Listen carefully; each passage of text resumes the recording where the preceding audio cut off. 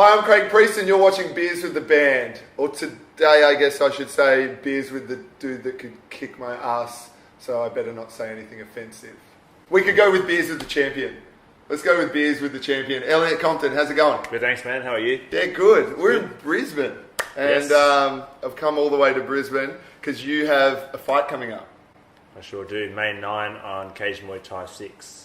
And are you defending a title by any your middleweight? I'm defending my middleweight title, which I won in March of last year. So this will be my first defence now. Wow. So this is the first time you're defending it? Yeah. How much preparation does it take, or what goes into the work to get ready for a defending title? So much, man. It's like I train 3 times a day, every day. Realistically, like they call it a fight camp, where you have like a period of time that you, so say, prepare for a fight. But having said that, I'm always training and I'm always preparing. But like shit gets real from like 6 or 8 weeks out. Yeah. And it's like 3 times a day, running, hitting pads, sparring, strength and conditioning work, just non-stop grind pretty much. That's insane. You go to Thailand as well to train over there, and you've fought over there? Yeah, I fought in Thailand 4 times. What's it like over there in Thailand? Like, is it a different style? Completely different. Yeah? Yeah, it's amazing. It's the same sport, but it's the way that they conduct themselves and the way that they train and the way they fight is completely different to how Westerners will fight over here, you know. But I mean, Just it's a still couple of whiteys. Yeah, Just yeah. trying to fight. It's still applicable, but it's just different, you know. Yeah. So And I guess, like, eating-wise and diet-wise, do you have to watch that all year round, or do you have your months where you're just like, you know what, screw this? I'm normally pretty strict. Like I definitely have times where I'm not as strict as normal. Yeah. But you know, like now that I'm fighting at a heavier weight, I used to fight a lot lighter, and I pretty much lived off like broccoli and protein shakes. Is all I had for breakfast, lunch, and dinner, and it used to kill me. Whereas now, you know, like over Christmas and things like that, I can relax a little. I've got to keep my weight within a certain range because I always have to make weight again for the next fight, you know. So I don't want to, like, I fight at 72.5, and I don't want to step on the scale 6 weeks out from a fight and be 95 kilos and go, I've got to lose 22 kilos. You know what I mean? So Yeah. yeah. And how quickly do you have to lose those kilos as well? Because you've got to cut a certain amount of weight for your weigh-in. Yeah, yeah. Because you want to bulk up and you want to get ready for the fight. And I guess working out is just going to build muscle no matter what you're doing. You can't help that. But then you've got to be at a certain weight come game day. Yeah, so every fighter at a professional level cuts weight. Every fighter has a different amount that they cut from what they walk around at. Some people do it tougher than others, and some people just breeze through it and do it easy. But for me, I mean, I cut a significant amount of weight, but not to the point where it's detrimental to my performance or my health or that it's dangerous. So it's just, you know, I've got to get down to a certain weight for the weigh-in, and then 24 hours later we're back to where I would normally walk around. I don't think about intentionally getting back in as big as I can, because that's going to make me slower and lethargic, and it's pretty much be like trying to fight wearing a weight vest. You know what I mean? If it's not functional, then I'm not interested. Yeah. You know? So Now, your last fight, back in November, I believe it was, you got... It was a close match, it was a close fight, but your face, something happened to your face during that fight. And there's a photo of it going around, we'll put it up. Covered in blood. Can I just ask, what happened in that fight, and did you continue on fighting? yeah, okay. So I fought a guy from Portugal. His name's Bruno Cavallo, who is, I think he's 3 times world champion, European champion, K1 champion. He was a real scalp, you know. So we moved around round 1. It came out, we moved around, and it was pretty even. It was good.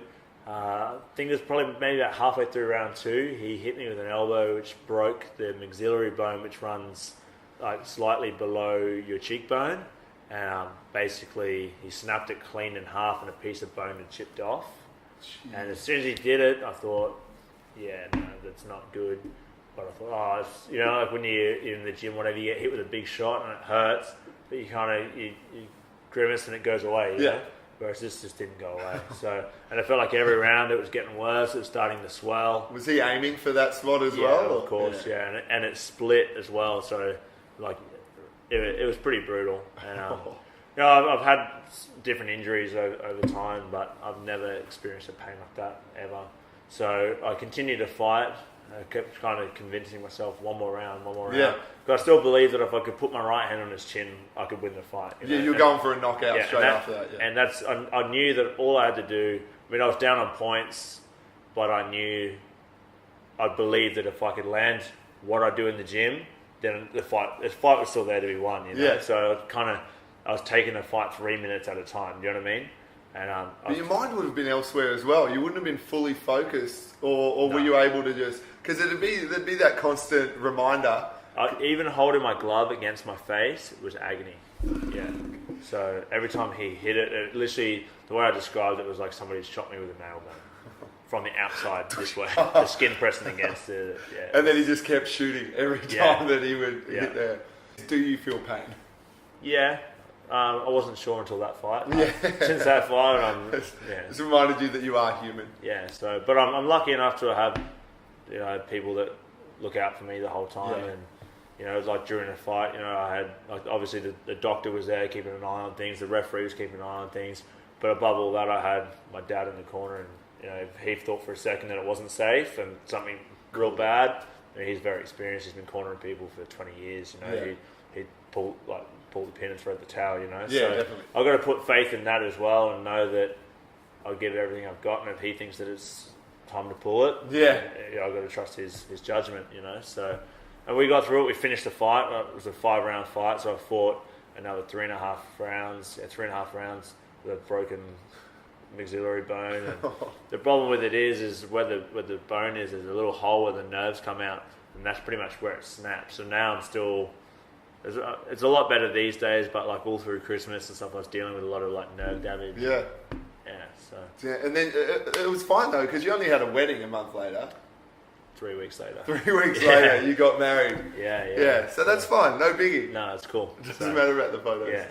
One of the reasons that that I also wanted to interview as well is because you're a musician as well. Yes. You play guitar and you got a set of lungs on you. You got some pipes. Yeah. What inspires you music-wise when you go into the gym or when you're getting prepared for a fight? Or is it different? Is it different for training to before a fight? Like what bands you listen to? Or Yeah, I think so. I listen to all kinds of music and always have done. Pretty much, like when I was younger, the only things I really cared about was martial arts and music. So now Backstreet Boys, martial arts and Backstreet Boys. That's it. Yes, but now that martial arts is my career and my life, the music is definitely what gets me fired up. So, like pretty much the things I listen to when I'm training is a lot more of the heavier sort of punk hardcore influence because that's what I love. But then when it comes fight time and I'm at the venue and I'm at the back, I listen to more calm sort of music. I don't get too fired up until it's time to actually start getting fired up. And then, I'll change whatever I'm listening to, go back to something that I can relate to, something that's like positive and uplifting. And then nothing real angry because I'm not an angry person, There's no point in pretending that I'm angry because I'm going to fight some guy that Exactly. I don't even know, so I don't know why I'd be angry at him, But then when I walk out to fight, I've got songs that just get me fired up, not for any particular reason other than the fact that it might be the beat, it might be whatever it is, Yeah. But I've got this superstition where I won't walk out to the same song if I've lost to it. Yeah? Yeah. Okay, so if you've lost that song, it goes in the bin. Pretty much, yeah. Boop, yeah. see you later. Unless I fought really, really well, but I still lost, then I scrap it and I come up with something new. Is this what you walk out to?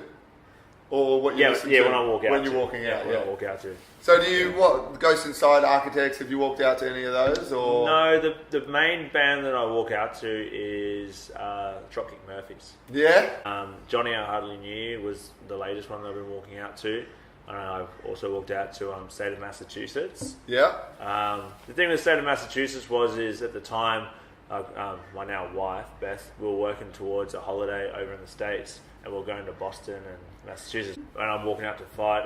It was kind of like, this is why I'm doing it. Not why I'm doing it, but it's another reminder of the better I perform, the more fights I'm going to get. So the more I'm going to get paid and the better holiday I'm going to have. You know what I mean? So it kind of was just a reminder of this is where I'm going with it. You know what I mean? That can motivate you. Yeah.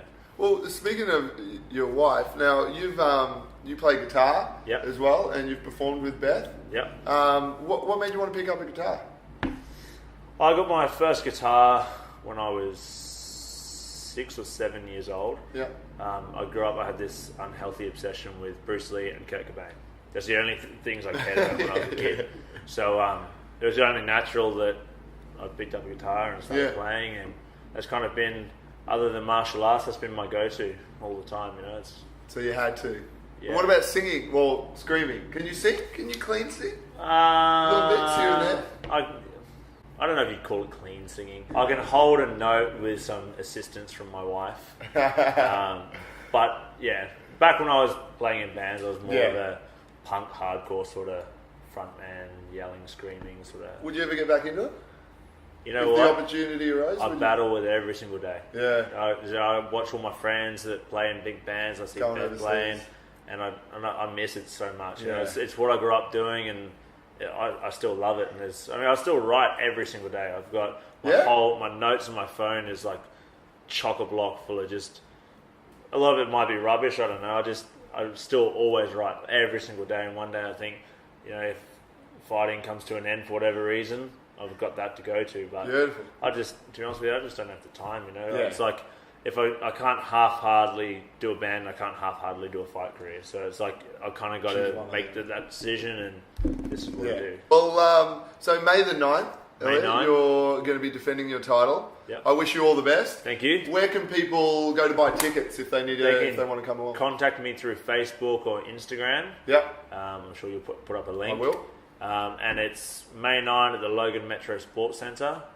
And beautiful. Message and I'll give you the go details.